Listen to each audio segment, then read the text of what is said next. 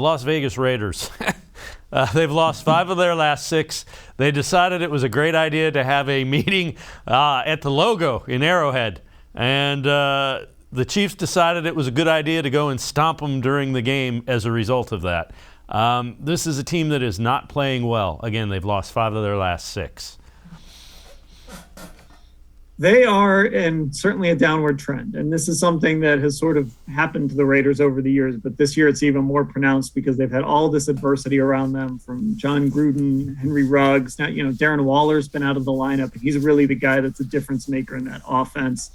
It's just a really difficult moment for them, and I don't know if that Kansas City, whatever you want to call it, thumping was like the end of the road for them, or if they're still going to show up to First Energy Stadium and have some fight left.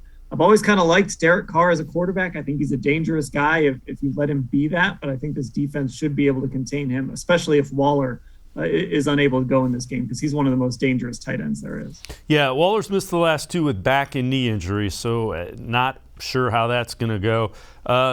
Derek Carr has been pretty good. Josh Jacobs, running back who was really good a year ago, has kind of struggled for them.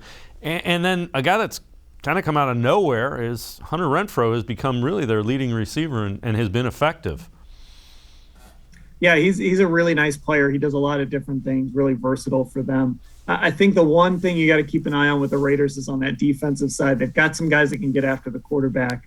Max Crosby is I think he leads the league in pressure still, according to PFF. So he's a guy that can get after it. Yannick Ngakoue, who I think put together that whole, but whatever it was they did on the Chiefs logo, maybe don't do that. The Browns don't have a logo, so I guess I'll avoid that at midfield this week. But when he's not doing that stuff, he can get after the quarterback. So that's really what you have to watch, I think, with this team is, are they going to be able to pressure Baker Mayfield and maybe force him into doing some things he doesn't want to do?